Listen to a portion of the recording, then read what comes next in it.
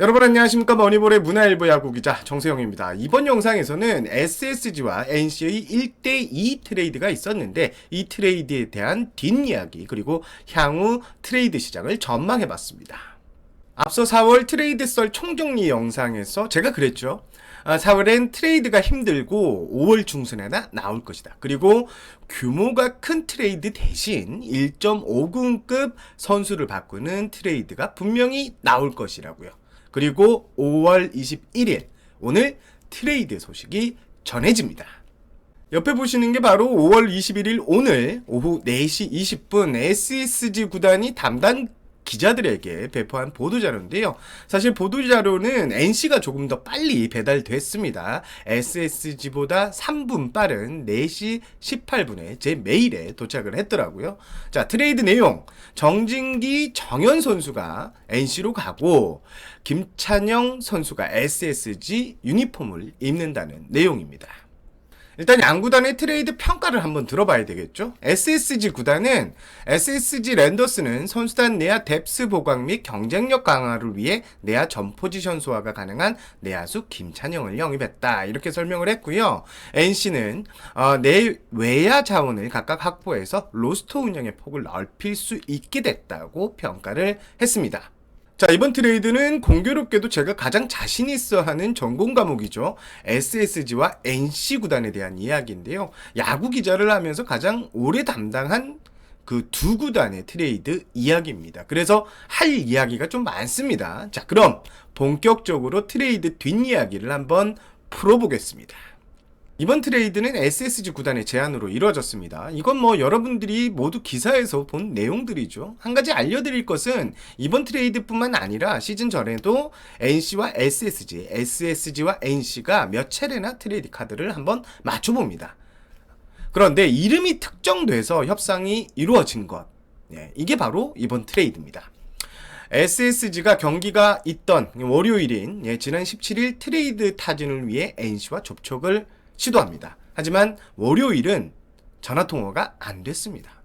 자, SSG의 광주 원정 경기 첫날인 18일 오전 유성규 단장 그리고 김종문 단장이 통화를 하게 됩니다. 자, 김찬영을 주면 정진기, 정현을 내주겠다고 유 단장이 김종문 단장에게 제안을 했고요. 김 단장은 다른 투수 카드는 혹시 줄 수 있냐고 문의를 합니다. 자, 트레이드라는 것은 매번 그렇지만 첫 의사 교환 때는 성사가 잘 되지 않습니다. 이게 혼자서 단독으로 결정할 수 있는 것도 아니고 서로 구단 관계자들을 모아놓고 이해득실을 꼼꼼히 따져봐야 하기 때문인데요. 그리고 시간이 흘렀고요. NC는 투수는 힘들다. 이 카드로 하자는 최종 오퍼를 받았고요. NC는 20일 밤 트레이드 OK 사인을 SSG에 전달합니다. 그리고 5월 22일 1일 오전 트레이드가 성사됩니다. 딱 조건이 붙었습니다. SSG 측에서 김찬영 선수를 바로 콜업시키고 싶다는 의사를 NC에 전달했고요. 그럼 정진기 선수도 마침 고척 원정이니까 1군에 올리고 싶다고 양팀이 합의를 했습니다. NC는 김찬영 선수를 선수단에 인사를 시키고 바로 인천으로 올려보냅니다. 정진기 선수도 바로 고척으로 이동을 해서 1군 엔트리에 포함됐습니다. SSG는 시즌 개막 전부터 내야 유격수 자리에 대한 고민이 깊었습니다. 박성환 선수를 주전으로 낙점했지만 다른 포지션에 비해서 무게감이 떨어졌죠. 그래서 스프링 캠프에 들어가기 전부터 여러 카드를 트레이드 시장에서 맞춰봅니다. 하지만 매번 말씀드리는 것처럼 트레이드는 참 쉽지가 않죠. 그리고 시즌 개막 이후 1군에서 기대했던 내야수들이 기대만큼 안 풀렸습니다. 특히 박성환 선수 공격에서는 나름 성장세를 보여주고는 있는데 장점이라고 생각했던 수비에서 아쉬운 장면을 여러 차례 보였습니다. 류 단장은 아주 적극적으로 트레이드를 시도합니다. 1.5군급을 데려오더라도 경쟁을 통해 더욱 긴장감을 불어넣겠다는 내야 뎁스를 더 강화시키겠다는 계산이었습니다. 그러던 중 김찬영 선수가 레이더망에 걸렸습니다. 유격수를 맡아줄 수 있는 자원에 공격력은 어느 정도 검증까지 마쳤다. 유성규 단장의 평가는 이렇습니다. 김찬영 선수는 강승호 스타일로 생각했다라고 했습니다. 실제 김찬영 선수에 대한 주변의 평가, 수비보다는 공격에서 더 발전할 자질을 갖춘 내야 자원이라는 평가가 주를 이룹니다. 포지션도 내야 포지션을 두루 소화할 수 있는 장점을 가진 선수입니다. 사실 이번 트레이드는 김찬영과 정진기 선수의 포커스가 맞춰진 트레이드라고 해도 과언이 아닙니다. 사실 정진기 선수는 몇 년 전에 NC가 SSG 구단에, 그때는 SK였죠, 트레이드를 문의했던 카드인데요. 하지만 그때는 트레이드가 성사되지 않았습니다. 정진기 선수는 이후에도 1군에서 자리를 잡지 못했고요. 정진기 선수는 다른 팀에서 뛸 수 있는 기회를 주고 싶었던 유 단장이 시장에 트레이드 매물로 내놓게 됩니다. 그리고 김 단장은 SSG의 정진기 제안에 콜을 하게 됩니다. SSG와 SK 담당을 오래 하면서 정진기 선수에 대한 기사를 좀 많이 썼던 기억이 있는데요. 결국에는 이 정진기 선수가 SSG, SK에서 왜 터지지 않았냐? 멘탈 이슈였습니다. 정진기 선수는 멘탈만 잡히고 자기 스윙을 하는 순간 정진기는 늦게라도 대성할 스타 제목임에 틀림없습니다. 하지만 SSG와는 인연이 안 됐고요. 사실 이게 심리적으로 멘탈이 한번 떨어진 선수들이 이걸 극복해서 다시 올라오는 과정이 쉽지만은 않은데, 정진기 선수가 새 팀에서 분위기가 바뀐 만큼 잘 적응해서 좋은 선수, 또 대타자로 성장했으면 하는 이 바람을 전달해 봅니다. NC 팬분들 중에서는 김찬영 카드가 너무 아깝다고 하시는 분들이 많습니다. 김찬영 선수는 김 단장 역시 너무 아까운 선수라고 했습니다. 김종문 단장과 통화를 했는데, 김종문 단장이 2018년 김찬영 선수가 4안타를 친 경기가 아직도 눈에 선하다, 이렇게 말했습니다. 하지만 NC 입장에서는 올해 지석군, 도태훈 선수가 이미 있고, 신인 유신고 출신의 김주원 선수가 아주 내부 평가가 좋다고 합니다.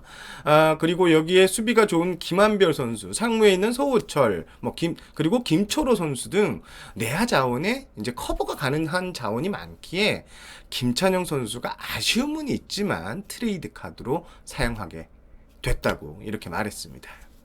저는 이번 트레이드를 보면서 서로 윈윈이라고 생각을 했습니다. SSG 입장에서는 확정가를 제대로 먹었다, 이렇게 생각을 하는데요. 인원수 정리가 다소 필요했던 상황에서 정영과 정진기는 내부에서 기대치가 상당히 떨어진 자원, 즉 2군 자원을 가지고 긁어볼 만한 자원을 데려왔고, 또 페이롤 부분에서 살짝 줄였다는 점에서 SSG에는 이득이 되는 트레이드였다라고 이렇게 평가를 하고 싶은데요. 반면 NC 입장에서는 두산을 상대로, SSG가 아닌 두산을 상대로 얻은 게 많지 않냐는 생각을 좀 해봤습니다. 순전히 개인적인 생각입니다. NC는 이용찬 선수를 영입하면서 보호선수 20인에 한 명을 내줘야 합니다. 김찬영 선수는 보호선수 20인에서 딱 경계에 있는 선수입니다. 결국 두산을 상대로 애지중지 키워온 아까운 김찬영이라는 카드를 줄 수도 있는데, 두산은 우승을 경쟁하는 순위 경쟁층입니다. 두산에게는 잘못 주면 카드가 펄펄 날아다닐 수가 있는데요. 올해 강승호 선수가 대표적이죠. 이런 애매한 상황에서 트레이드를 했고, 결국 두산에서는 팀에서 아꼈던 유망주를 주지 않겠다는 계산도 어느 정도 담겨 있지 않을까 하는 아주 제 개인적인 생각을 해봤습니다. 일단 SSG와 NC가 답답했던 트레이드 시장의 포문을 열면서 추가 트레이드 가능성에도 관심이 상당히 쏠립니다. 일단 오늘 트레이드를 단행한 양팀 단장 분위기는 사뭇 다릅니다. 유성규 단장은 목적을 달성했기에 당분간 트레이드가 없을 것 같다고 한 반면, NC 김종문 단장은 우리는 트레이드가 항상 열려 있다라고 말했습니다. 최근 야구계의 움직임을 보면요, 한시적이겠지만 현재 트레이드 시장에서 문을 닫은 구단이 있습니다. 삼성과 SSG입니다. 나머지 구단들은 여전히 트레이드 카드를 분주하게 맞춰보고 있습니다.